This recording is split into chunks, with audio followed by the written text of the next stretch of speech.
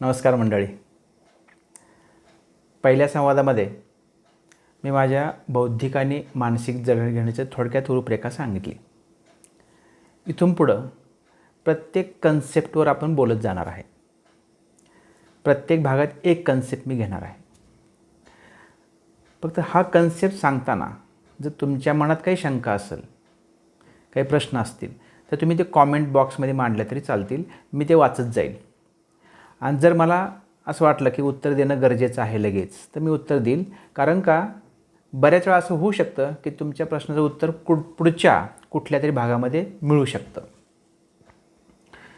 ठीक आहे, मग आज आपण स्टार्ट करूया. जो मी पहिला कन्सेप्ट घेणार आहे, पहिली संकल्पना जी मी घेणार आहे ती आहे श्रद्धा.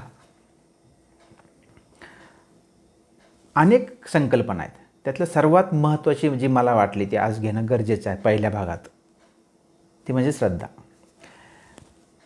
श्रद्धा हा जरी संस्कृतमधून आलेला असलेला शब्द असला आणि मराठीत त्याचा आपण जो घेतलेला अर्थ आहे तो म्हणजे दृढ निष्ठा.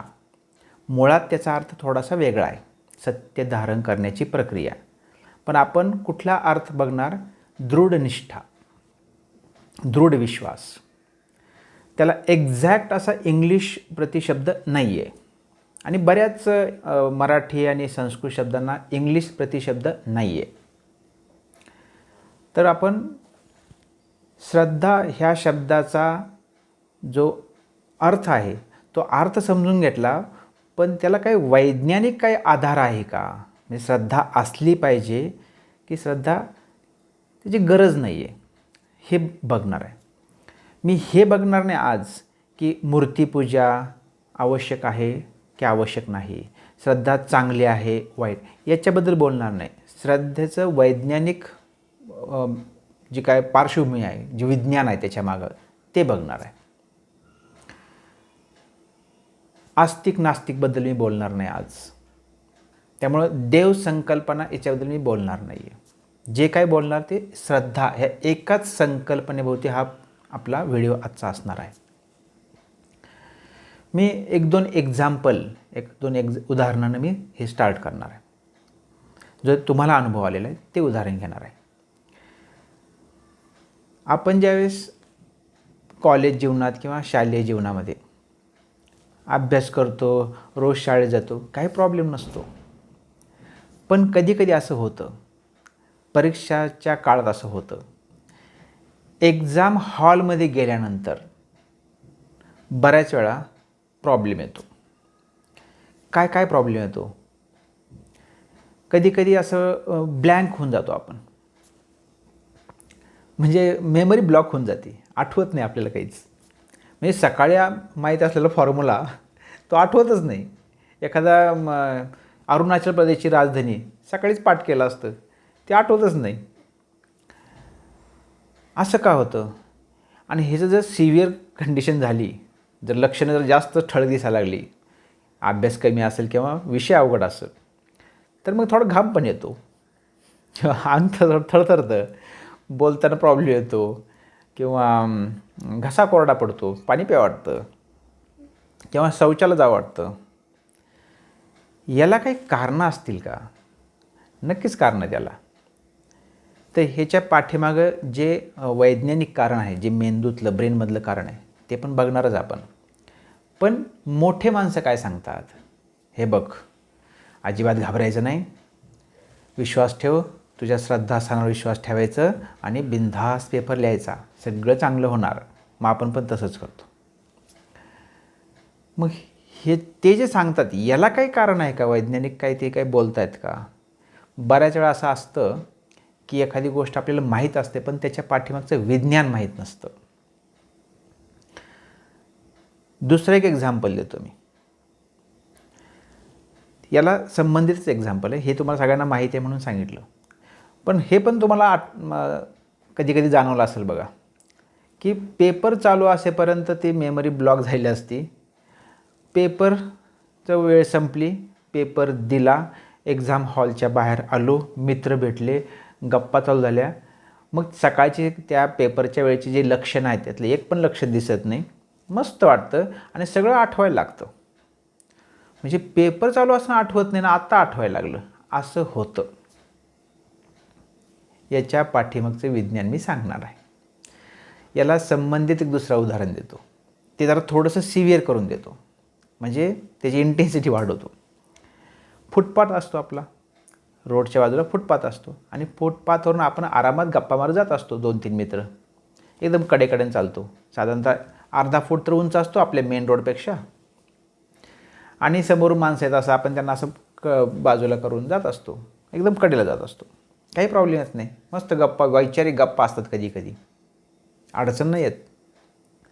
पण आता इमॅजिन करा, तोच 4-5 फुटाचा फुटपाथ, म्हणजे त्याची विड्थ तेवढीच आहे, पण तो फुटपाथ नाही आहे, एक भिंत आहे, खूप उंच भिंत आहे. म्हणजे दोन्ही साईडला प्रचंड खोल दऱ्या आहेत असं इमॅजिन करा. आणि तो वरचा 5 फुटाचा तो पाथ तसाच आहे. आणि मग असं गप्पा मारत जायचं असं कडेकडं इकडं तिकडं. तर हे आपल्याला शक्य होणार नाही. म्हणजे समोरून पण येतं आहे कोणतरी, आपण असं कडेने चाललो आहे, खाली दरी बघतो आहे आणि आपण कडेला आहे, तर हे आपल्यासाठी अडचणीचं आहे. म्हणजे आपण तिथं थांबणार, असं मध्यभागी थांबणार, मध्यभागी त्याला जाऊ देणार, मग हळूहळू सेंटरनं जाणार आपण. असं का होतं? म्हणजे एक्झाम हॉलमध्ये जे झालं तसलंच काहीतरी व्हायला लागलं इथं. म्हणजे टेन्शन तर आलं आहे. कशाचं टेन्शन आहे? म्हणजे असं एकदम मी 2 फुटावरून असं उभं आहे आणि काहीतरी वैचारिक तुम्हाला मी सांगत पुढं चाललो आहे असं होणार नाही. मुळात मला काही विचारच सुचणार नाहीत. मला विचार एवढं सुचल की इथून मी पलीकडं कधी जाईल. कारण का? एकच गोष्ट, भीती. एक्झाम हॉलमध्ये पण भीतीच असते आणि इथं पण भीती आहे. फक्त इथली भीती वेगळी आहे, एक्झाम हॉलमधली भीती वेगळी आहे. हे 2 एक्झाम्पल मी तुम्हाला दिलेत. आता त्याचं थोडंसं ॲनालिसिस करतो. एक्झाम हॉलमध्ये जी आपल्याला भीती वाटली असती, ती कशाची भीती असते? कधी विचार केला आहे आपण? मी ज्यावेळेस विचारत असतो त्यावेळेस उत्तर काय येतं? पेपर अवघड जाईल याची भीती असते. तर पेपर अवघड जाईल याची भीती नसते. ती अवघड पेपर ही भीतीचं कारण नाही आहे. मग काय कारण? मग मार्क्स कमी पडतील? नाही, हे पण कारण नाही आहे. कारण काय माहिती?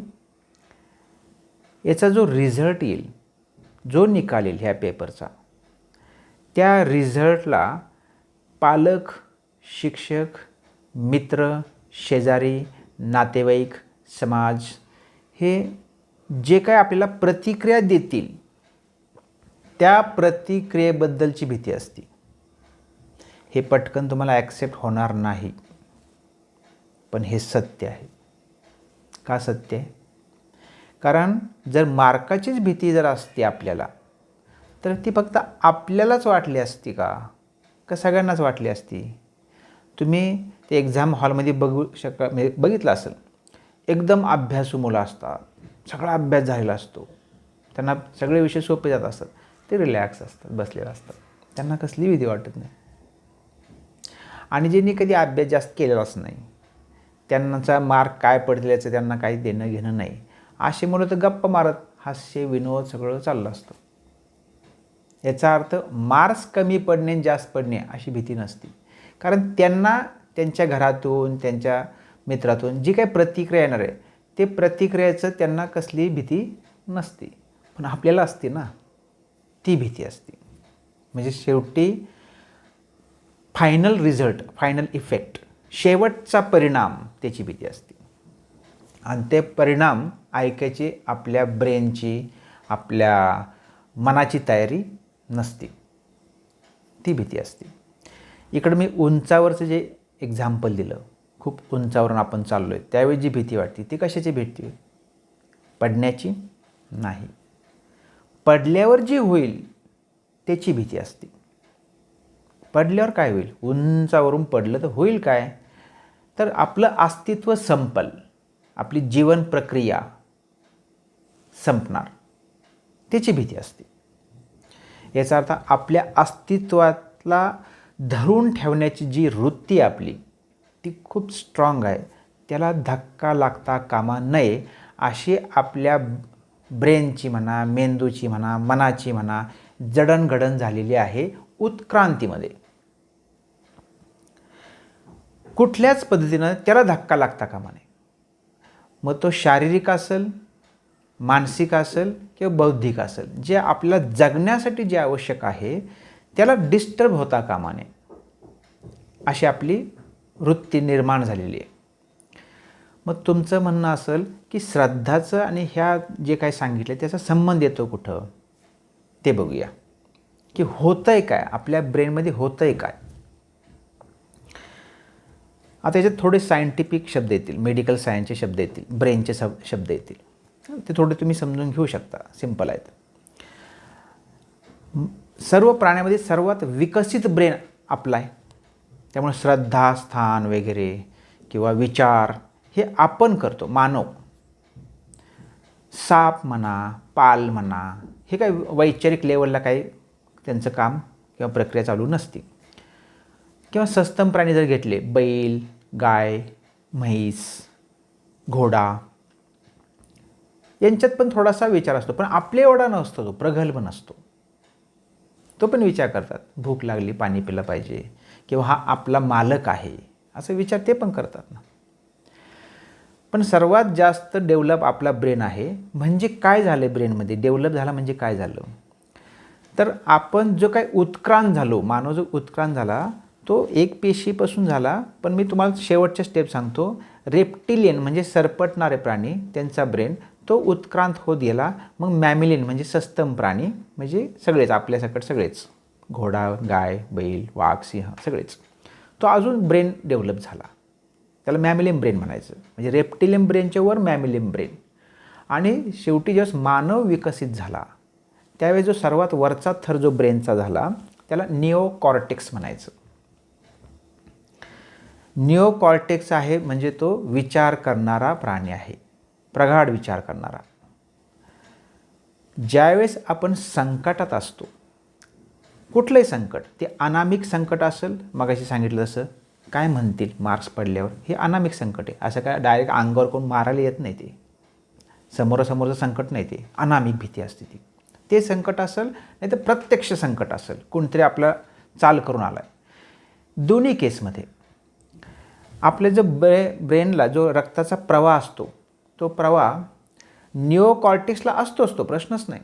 पण जे संकट जर गडद होत चाललं, जर वाढत चाललं, तर मात्र जगण्याच्या संदर्भातले विचार ब्रेन करतो. जगणं महत्त्वाचं, विचार नंतर. जगण्याचेच विचार, बाकीचे विचार नाही. चिंतन, मनन, श्रद्धा काय असतं, न्यूटन काय बोलला, असलं होत नाही त्यावेळेस.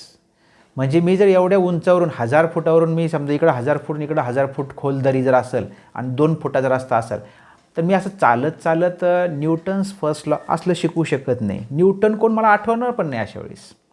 एवढी ती भीती असेल माझ्या मनात. म्हणजे मानवाची ही स्थिती आहे.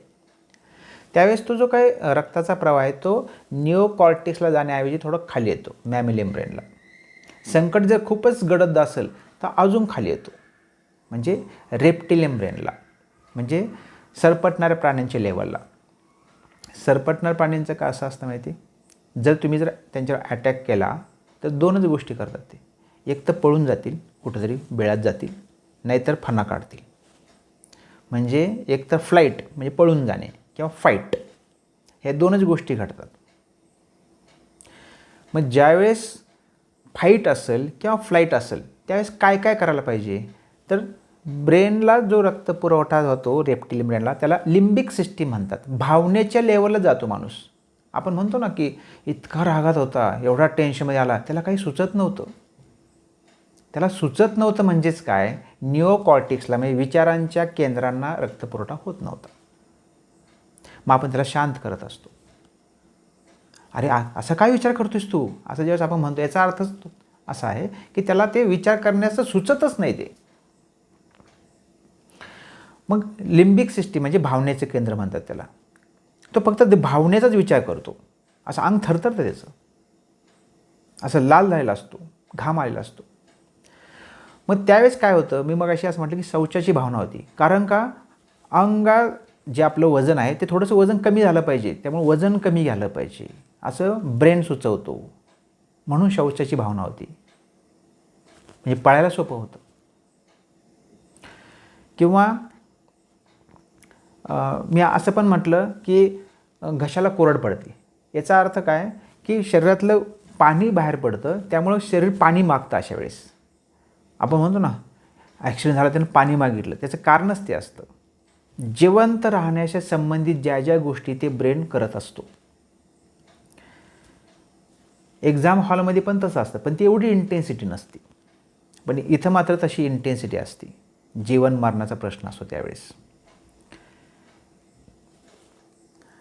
आणि ज्यावेळेस संकटाची इंटेन्सिटी खूप वाढली असते आणि आपल्याकडे तेवढी एनर्जी नसते, मानवाकडे तेवढी एनर्जी नसते, त्यावेळेससुद्धा ब्रेन हाच विचार करतो, जगला पाहिजे. त्यावेळेस काय करतो ब्रेन माहिती आहे?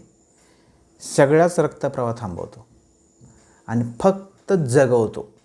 बाकी त्याला काही कळत नाही. त्याला त्या अवस्थेला म्हणायचं कोमा. म्हणजे शेवटपर्यंत ब्रेन झटत असतो, जगला पाहिजे. आता हाच कन्सेप्ट घेऊन ज्यावेळेस आपण श्रद्धा ह्या गोष्टीकडे बघतो, त्यावेळेस काय होतं बघूया. म्हणजे श्रद्धा किती महत्त्वाची हे कळलं. असं अचानक मानव तयार झाला आणि श्रद्धास्थान तयार झालं आणि देव असं झालेलं नाही आहे. जे काही उत्क्रांती झाली, शारीरिक उत्क्रांती जी डार्विनने सांगितली, पण मानसिक पण उत्क्रांती झाली आणि बौद्धिक पण उत्क्रांती झाली, आत्मिक पण उत्क्रांती झाली. म्हणजे जाणीवेच्या जी पुढची कंडिशन आहे, नेणीव सबकॉन्शियस माइंड, त्याची पण उत्क्रांती झालेली. मग आपण आता मानसिक उत्क्रांतीबद्दल थोडंसं बोलूया. ज्यावेळेस पूर्वी म्हणजे आदिमानव जंगलातच राहत होता, घर नव्हतं. पण जंगलात राहत असताना, तो गटानं राहत असताना संकट असायचीच ना, नैसर्गिक संकट असणारच. पण त्याला त्याचं कारण सांगता येत नव्हतं. म्हणजे प्रचंड पाऊस पडला आणि त्याच्यामुळे सगळं तो वाताहत झाली, असं होत असेल. किंवा भूकंप होत असेल, वीज पडत असेल, वणवा होत असेल, पडत असेल, किंवा मध्येच सूर्यग्रहण होत असेल, प्रचंड वादळ, काहीतरी संकट असेल. पण ह्या संकट, त्या शब्द पण नव्हते, पृथ्वी, अग्नी हे शब्द पण नव्हते, त्या काळची गोष्ट. त्यावेळेस जी काही त्यांना भीती असायची, हे आपल्यापेक्षा कोणतरी श्रेष्ठ आहे आणि त्याच्यामुळे आपला नाश होऊ शकतो. तिने बघितल्यापासून उदाहरण, म्हणजे काहीतरी ताकदवान आपल्यापेक्षा आहे. ही जी भीती आहे, प्रत्यक्ष संकट असेल किंवा ते संकट येऊन गेल्यानंतर ती मनातली अनामिक भीती राहील, परत कधी संकट येईल ते. त्यावेळेस काय करणार, कोणाचा आधार घेणार? कारण सगळेच मानव सारखेच होते त्यावेळेस. त्याला काय असा रेफरन्स घ्यायचा, तुमच्याकडं कसं असतं काय विचारणार कोणाला? त्यावेळेस हे उत्क्रांत होत, मन उत्क्रांत होत, मनानंच, ब्रेननंच एक आयडिया शोधली. ती कोणती आयडिया माहिती? ज्यांच्यामुळं संकट येतं किंवा ज्यांच्यामुळे आपलं चांगलं होतं. आता आपल्या जमिनीतून हे झाड उगवलेलं आहे, याचा तर जमीन चांगली असणार, झाड चांगलं असणार, मग त्यालाच आपण सन्मान द्यायचा, त्याचीच पूजा करायची. किंवा वादळ येते, वादळाचीच पूजा करायची. किंवा प्रचंड पाऊस पडतो आहे, चांगली पण गोष्ट आहे, पण प्रचंड पाऊस पडला तर ती वाईट पण आहे. म्हणजे हा चांगला पण वागतो, हा वाईट पण वागतो आहे.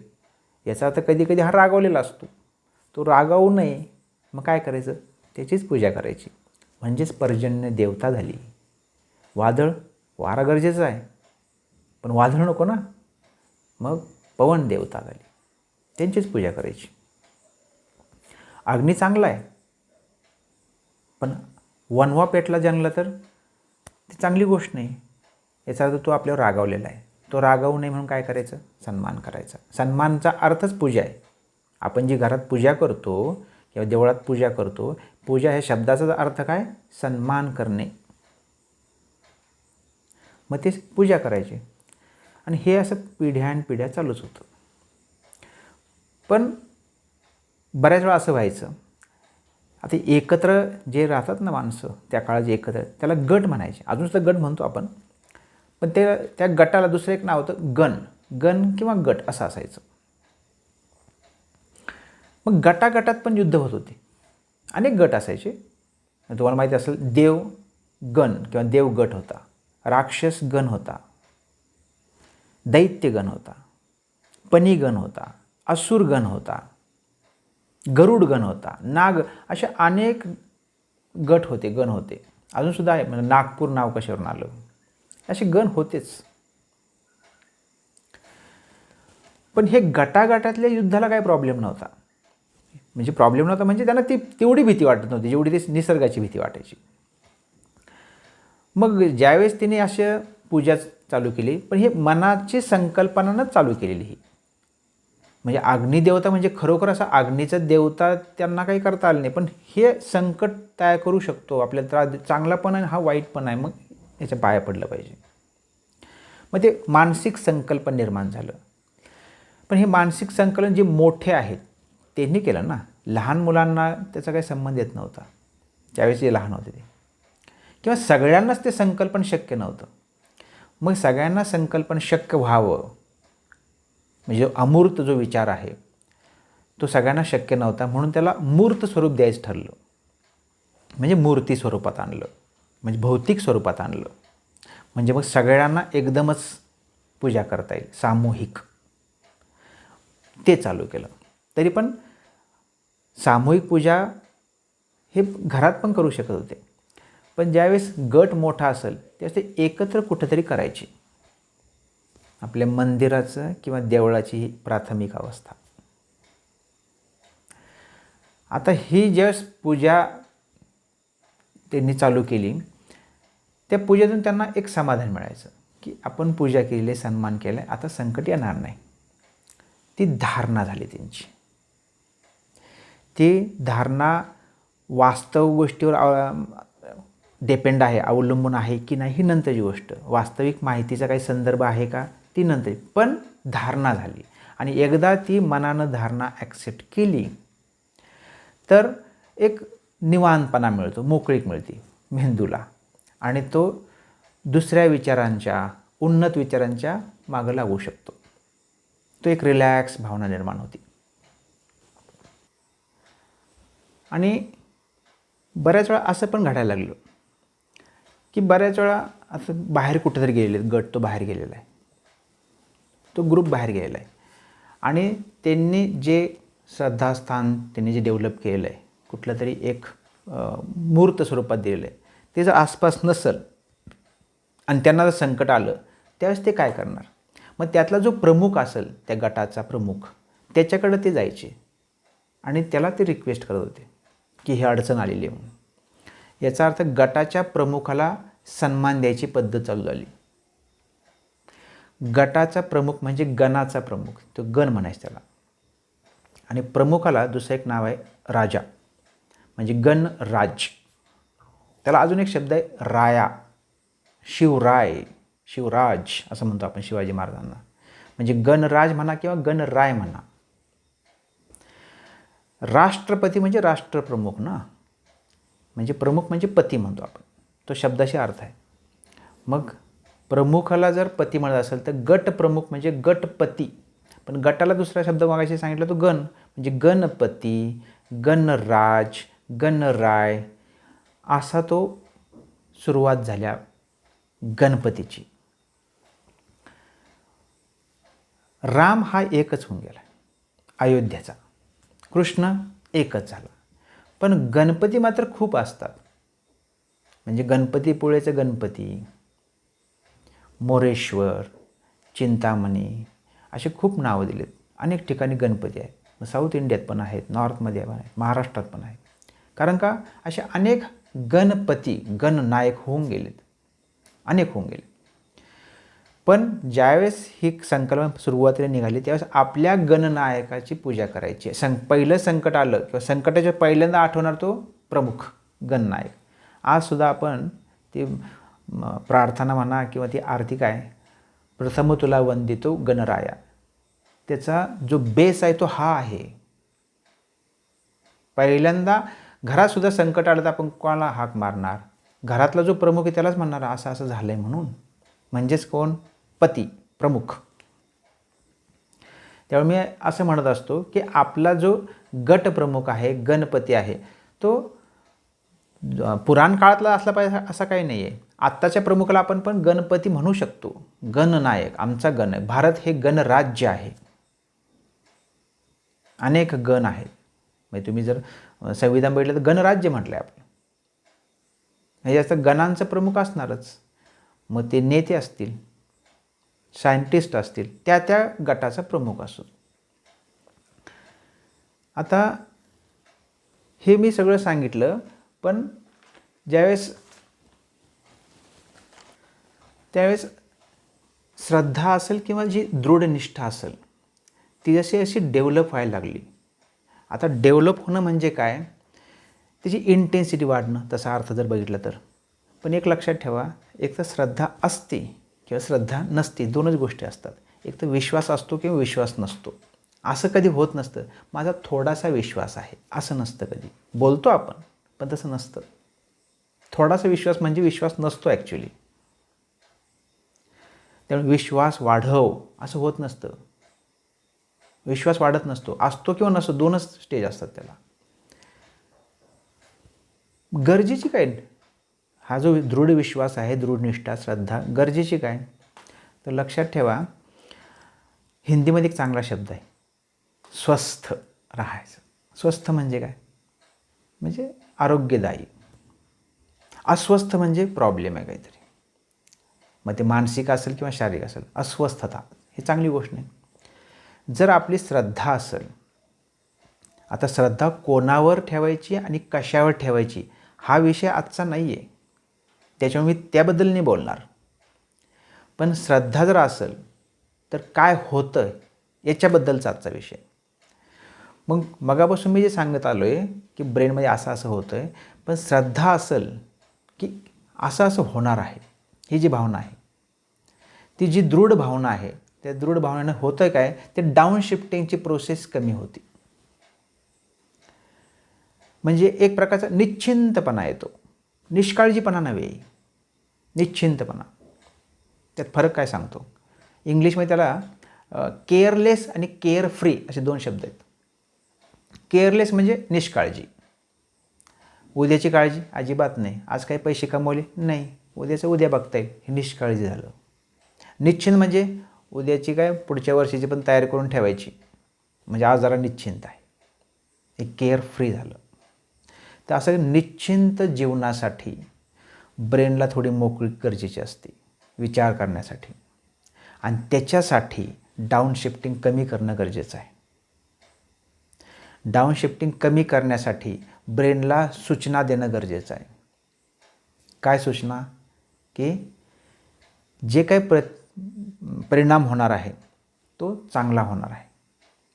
कारण का, आपल्याला आधार भक्कम आहे. जरी बाहेरून काय आपल्याला डायरेक्ट मदत नसेल तरी पण आतली जी ऊर्जा आहे त्या आतल्या ऊर्जेला आपण पॉझिटिव्ह अँगलने घेऊ शकतो जर सूचना दिली असेल तर.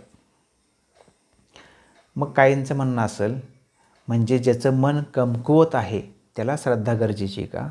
मन कमकुवत असणं आणि मन भक्कम असणं याच्याबद्दल मी सध्या बोलणार नाही आहे. कारण मन कमकुवत जरी नसलं, मन भक्कम असलं तरी पण आपल्याला हे माहीत असतं की उद्या सूर्य उगवणार आहे आणि आजचं वातावरण असं की प्रचंड मोठा काही पाऊस पडणार नाही, हे माहीत असतं म्हणून निश्चिंत असतो. आत्ता जे काही करोनाचं जागतिक संकट आहे त्याच्यामुळे जी अस्वस्थता निर्माण झालेली आहे, त्यात आपण काय विचार करतो आहे, चांगलं होईल, यातून काहीतरी चांगलं होईल, हाच विचार करतो आपण. हे चांगलं होईल हे सांगण्यासाठी कोणातरी आधार जर तुम्हाला घ्यायची इच्छा असेल तर घेऊ शकता. म्हणजे बऱ्याच जणांचं असं म्हणजे स्वामी समर्थांचे त्याची भक्त असतात, भिवू नकोस मी तुझ्या पाठीशी आहे, हा त्यांना एक रिलॅक्स भावना असते. खरोखर स्वामी समर्थ तर तुमच्याजवळ येणार नाहीत, किंवा सबका मालिक एक साईबाबा, याचा अर्थ काय, तो बघणार आहे सगळं, एक रिलॅक्सची भावना असते. असे बरेच श्रद्धास्थानं तुमची असतील, बरेच असतील, प्रत्येकाचं असेल वेगळं. काहींचं म्हणणं आम्हाला याची आवश्यकता नाही. मी माझं वैयक्तिक सांगतो की मला असं कुठल्या तरी व्यक्ती किंवा असं मूर्तीच्या स्वरूपात मला त्याची गरज नाही वाटली, पण मला विश्वाचा एकंदरीत जो आहे पसारा त्याच्यावर माझी श्रद्धा आहे. मग तुम्ही त्याला निसर्ग म्हणा, जे म्हणायचं ते म्हणा, विश्व म्हणा, कॉस्मॉलॉजी, फिजिक्स, ॲस्ट्रोफिजिक्स काही पण म्हणा, हां त्याच्यावर माझा विश्वास आहे की ते नियमानुसारच चालणार. ते काय आगाऊपणा करणार नाही, नियम तोडून जाणार नाही. आता नियम तोडणार नाही म्हटलं तर मी रिलॅक्स ना, म्हणजे काय होणार नाही एवढी काळजी आहे. याचा अर्थ काय, मी कशावर तरी माझा विश्वास आहेच ना, की विचित्र काय होणार नाही. ही माझी भावना आहे. म्हणजे मी सायंटिफिक अँगलनं हा विचार करतो आहे.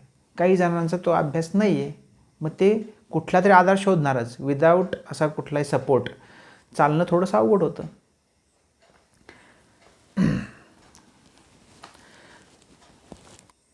आता एक गोष्ट सांगतो, आपल्या श्रद्धास्थानं जी आहेत कुठल्याही स्वरूपात असेल, व्यक्ती स्वरूपात असेल, परमात्म्याच्या स्वरूपात असेल, विश्वाच्या स्वरूपातलं असेल, सायन्सच्या स्वरूपातलं असेल, घरच्यांचं कुठल्याही स्वरूपात असेल, तुमचं जे श्रद्धास्थान आहे त्या स्थानाबद्दल जर कोणी काही बोललंच तर थोडा त्रास होऊ शकतो, थोडं व्हायबल होऊ शकतं.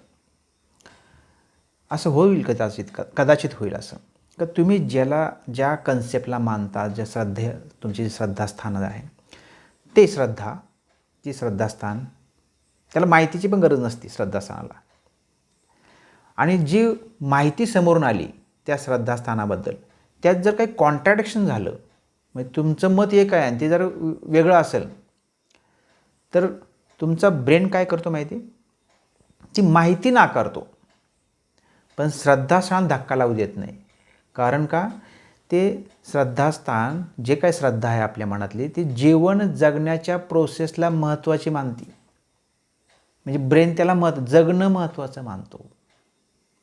त्यामुळे ती माहिती एखादी वेळेस तो नाकारल, पण त्या श्रद्धास्थान धक्का लागता कामा नये आणि मग आपण रागावतो, पेटून उठतो, दंगल होऊ शकते. एवढं ते आपल्यासाठी महत्त्वाचं असतं.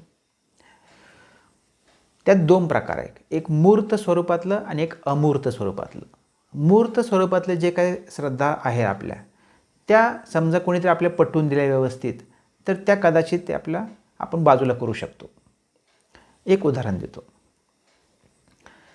आज आपल्याला माहीत आहे की सूर्य एक स्टार आहे, तारा आहे, आणि त्यात केमिकल रिॲक्शन चालू आहेत, न्यूक्लिअर फ्युजनची रिॲक्शन चालू आहे सेंटरला, आणि त्याचं असं टेम्परेचर आहे हे माहिती आहे. पण आपण महाभारतात असं वाचलं आहे की कर्ण हा सूर्यपुत्र आहे. तर आज आपल्याला मान्य होणार नाही की खरंच सूर्यापासून तो कर्ण तयार झाला. आज नाही होणार मान्य, म्हणजे मला नाही होणार हे मान्य. याचा अर्थ मी ज्यांनी महाभारत लिहिलं त्यांना काही टाकून देणार का? नाही. त्यांचा अँगल काहीतरी वेगळा असेल, कुठला तरी वेगळ्या अँगलने ते सूर्यपुत्र म्हणत असतील, अशा अँगलने मी बघणार. याचा अर्थ तेच जे काय माझी श्रद्धा होती की खरंच तो सूर्याचा पुत्र लहानपणी मला वाचलं होतं त्यावेळेस, तर तसं आता राहणार नाही आहे. अजून एक एक्झाम्पल देतो. असं म्हणतात की जो कोण निर्माता आहे त्यानं पहिल्या दिवशी पृथ्वी निर्माण केली, दुसऱ्या दिवशी सूर्य निर्माण केला आणि तिसऱ्या दिवशी मानव निर्माण केला, असं परंपरागत मानलं गेलं आहे. आज प्रश्न पडेल मला, पहिल्या दिवशी पृथ्वी निर्माण केली, पण पहिला दिवससाठी सूर्य पाहिजे ना. मग दुसऱ्या दिवशी सूर्य निर्माण केला, याचा अर्थ सूर्य निर्माण करताना दुसरा दिवस कोणी निर्माण केला? दुसरा सूर्य होता का? तर आज हे कळतं आपल्याला. त्यामुळे हे आपण श्रद्धा जे काय आहेत ते आपल्या बाजूला होतील. काहीतरी वेगळ्या अँगलनं त्यांना काहीतरी कथा सांगायची असेल, किंवा मानवाचं नियमन चांगलं व्हावं, रूलनुसार वागावेत म्हणून काहीतरी कथा निर्माण केली असतात. पण ज्या अमूर्त स्वरूपातल्या ज्या श्रद्धा आहेत त्या मात्र जाणार नाहीत. आता अमूर्त स्वरूपातली श्रद्धा बाजूला का होत नाहीत? कारण त्याला मूर्त स्वरूपात जरी आपण दाखवलं, पण ते अमूर्त आहेत ना, ते आपल्या कल्पना अमूर्त आहेत, त्यामुळे त्याला धक्का लागतच नाही. पण काही परंपरा अशा आहेत आपल्या मोठ्या लोकांनी, थोर लोकांनी, महान व्यक्तींनी काही गोष्टी निर्माण केल्या. उदाहरणार्थ असं तुम्हाला जर म्हटलं, समजा मी असं प्रसाद घ्यायला गेलो तर मला प्रसाद देतील कोणीतरी, पण मी असा प्रसाद मागितला तर ह्या हातानं, तर नाही त्या हाताने घे प्रसाद, असं म्हणतात. आता ही श्रद्धा आहे, ही परंपरा आहे, हे तुम्ही ठरवायचं आहे. पण असं लक्षात घ्या, तर मी जर असं म्हटलं ह्या हातानं का घ्यायचा नाही प्रसाद, डाव्या हातानं प्रसाद का घ्यायचा नाही, तर उत्तर काय दिलं होतं मला, डावा हात अपवित्र आहे, अशुभ आहे. मग डावा हात अपवित्र आहे का? कारण माहीत नाही. अशुभ आहे. उजवा हात तो पवित्र म्हणू शकतो आपण, तो शुभ आहे, शुभ आहे, पवित्र आहे. मग समजा एखाद्याला उजवा हात नसेल तर त्यानं काय करायचं, त्याला डाव्या हातानंच घ्यावं लागेल. मग तुम्ही म्हणणार तो अपवाद झाला. पण लक्षात घ्या, हे जर अपवित्र असेल तर डावा हातच अपवित्र असतो का? मग डावा पाय पण अपवित्र असायला पाहिजे. मग डावा डोळा, डावा गाल, डावा कान, डावं फुफ्फुस, डावी किडनी, डावी बाजूच, हार्ट सकट सगळंच अपवित्र असणार. हा ज्यावेळेस आपण विचार करू त्यावेळेस आपल्याकडं असं काही नसणार. पण पूर्वीच जे आपले पूर्वज होऊन गेले ते तर असं म्हणत होते ना, उजव्या हातानंच व्यवस्थित काम होतात. कारण का, जगामध्ये मॅक्सिमम पर्सेंटेज, अधिकतम लोक जे आहेत ते उजवे आहेत. डावखोरा हा अपवाद असतो. त्यामुळे डावखोरा ह्या शब्दाला अपोजिट शब्द पण नाही आहे. आपण असं म्हणतो का उजवा खोरा, नाही म्हणत. याचा अर्थ हा अपवाद आहे. मग पाया पडताना आपण कसं पाया पडतो, असंच पाया पडतो ना, का असं पडतो? सिंपल गोष्ट ही. जर हे अपवित्र असेल हा हात, तर हात इकडे यायला नव्हता पाहिजे. मग आता ह्या गोष्टी आपल्याला ज्यावेळेस कळतात पण आपण याचा विरोध नाही करत. साधी गोष्ट आहे. जर मी ह्या हातानं जर लिहिलं तर चांगलं अक्षर येईल, ह्या हातानं येणार नाही, कारण याला प्रॅक्टिस नाही आहे. पूर्वी तेच झालं होतं. ज्यावेळेस आपण एखाद्या गोष्टीमध्ये स्किल डेव्हलप करतो, त्याला आपण कौशल्य म्हणतो, ते कुठल्या तरी एका हाताने डेव्हलप होत असतं. त्याच्यामुळं मोठे माणसं काय सांगत असेल, व्यवस्थित करा आणि उजव्या हातानं कर जर चांगलं होईल. याचा अर्थ काय, हे जर लहानपणी ऐकलं असेल, वय वर्ष 12च्या आत, नंबर लक्षात ठेवा, वय वर्ष 12च्या आत जर ऐकलं असेल तर ते तुमच्या सबकॉन्शियस माइंडमध्येच जातं आणि ते कधीही बाहेर पडत नाही. ते आपलं पक्क झालं म्हणजे ते एक प्रकारचं ते परमनंट मेमरी झाली. म्हणजेच काय, भविष्यात आपण काय म्हणणार, उजव्या हाताने केलेलंच चांगलं असतं. पण ह्याच्यावर ह्या गोष्टीला म्हणजे अपवित्र, ह्या हातानं तेवढं चांगलं होत नाही मला मान्य आहे, पण हा अपवित्र नाही ना. म्हणजे एखाद्या जवानाचा हात भारत मातेसाठी लढता लढता जर हा हात जर कट झाला तर आपण अभिनंदन करणार का, तुमचा अपवित्र गोष्ट गेली, तुम्ही आता जास्त असं म्हणणार का आपण? नाही. तर हे मनातला कन्सेप्ट बाहेर काढण्यासाठी, ही जी काही चुकीची कल्पना ही बाहेर काढण्यासाठी 2 मोठ्या लोकांनी काम केलं, जे मला माहीत आहे ते. एक म्हणजे बसवण्णा, कर्नाटकात होऊन गेला मोठा संत, बसवेश्वर म्हणतात. आणि दुसरं पंजाबमध्ये होऊन गेला गुरु नानक. बसवण्णा 12व्या शतकात होऊन गेले, त्यामुळे मी त्यांचं आधी सांगतो. त्यांनी असं सांगितलं, हे दोन्ही पवित्र, हे दोन्ही नाही, पूर्ण शरीरच पवित्र आहे. हे देवालय म्हटले त्यांनी. हे शरीर म्हणजे देवालय, मंदिर, एवढं पवित्र आहे. आपण अपवित्र म्हणायचं नाही आपल्या स्वतःला. त्याच्यासाठी देवाचं जे काय त्यांनी इष्टलिंगचा कन्सेप्ट घेतला, तो उजव्या हातात पण चालतो आणि डाव्या हातात पण चालतो. हे पब्लिकला समजून सांगण्यासाठी त्यांनी डाव्या हातात घेऊन दाखवला आणि पूजा करून दाखवली आणि असं करत होते ते. मग लोकांना चालतं, ह्या हातात पण चालतो, हा पण पवित्र हात आहे. पण आज ती एक नवीन श्रद्धा झाली, ह्याच हातात घ्यायचं. बरेच लोक चुकून सुद्धा ह्या हातात घेत नाही. आज ह्या हातात घेऊया असं पण घेत नाहीत. ही पण नवीन श्रद्धा, म्हणजे ह्याला अंधश्रद्धा म्हणू शकतो मी. ही अंधश्रद्धा आहे, ही चुकीची आहे. त्यांचा हेतू काय ते जर बघून तुम्ही काम केलं ते श्रद्धा. ती चांगली गोष्ट आहे, तुमच्या जगण्यासाठी खूप चांगली गोष्ट आहे. कुठलंही संकट येऊ द्या, डाऊनशिफ्टिंग होत नाही, कारण ती भक्कम असतं, जगण्याच्या प्रोसेसला ते मदत करतं. त्यामुळे कुठलंही संकट बाहेरचं जर आलं तर ते तुम्ही समर्थपणे तोंड देऊ शकता. गुरु नानकांनी पण तेच केलं होतं. त्याने सांगितलं, प्रसाद घेताना फक्त एकाच हाताला किंमत नका देऊ, दोन्ही हात सारखेच आहेत, त्यामुळे असा प्रसाद घ्या, दोन्ही हाताने प्रसाद घ्या. म्हणजे मनात ती भावना पण राहणार नाही ना, हा अपवित्र असं. पण आज काय झालं, माझा अनुभव सांगतो. म्हणजे मी अमृतसरच्या मंदिरामध्ये, गुरुद्वारामध्ये, सुवर्ण मंदिर, माझ्या लहान मुलीला घेऊन चाललो होतो. त्यावेळेस ज्यावेळेस प्रसादाचं ठिकाण आलं, गर्दी होती म्हणून मी तिला धरलं होतं, छोटी होती म्हणून मी असा हात केला प्रसादासाठी, नाही दिला मला त्यांनी. हात सोडून दोन्ही हाताने प्रसाद घ्या सांगितलं मला. म्हणजे ते लहान आहे, त्याचा हात धरणं गरजेचं आहे. गुरु नानकांनी कशासाठी दोन्ही हात सांगितला हा विचार पण नाही. रूल म्हणजे रूल, ही अंधश्रद्धा आहे. हेतू काय बघा. आणि अंधश्रद्धा मला मान्य नाहीच आहे आणि तुम्हाला हे पटलं असेल, पण श्रद्धा मात्र गरजेची आहे निश्चिंत जगण्यासाठी, निष्काळजी नव्हे. आणि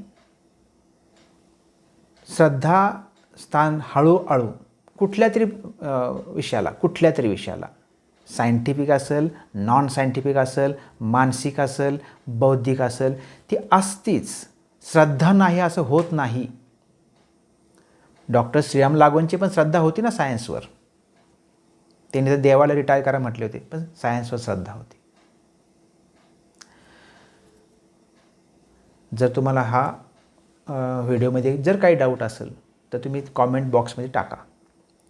कारण पुढचा जो मी पार्ट घेणार आहे ते श्रद्धा कोणावर किंवा कशावर ठेवायची असं मानवाने ठरवलं आहे, तो विषय घेणार आहे. आणि तो जरा मोठा विषय आहे, कारण त्यात जे कन्सेप्ट आहे ते आहे देव किंवा ईश्वर किंवा भगवान किंवा भगवंत, परमात्मा, परमतत्व, विश्वतत्व, निसर्गतत्व किंवा अल्लाह असेल, गॉड असेल, तो कन्सेप्ट घेणार आहे. त्या कन्सेप्टमध्ये कदाचित तो एका भागात संपेल किंवा नाही संपणार मला माहीत नाही, पण तो कन्सेप्ट मानणं गरजेचं आहे. ते खरंच आहेत का, असले तर कुठल्या फॉर्ममध्ये असतील, तर हा सगळा मी आढावा घेणार आहे. तोपर्यंत मी तुमची रजा घेतो. धन्यवाद.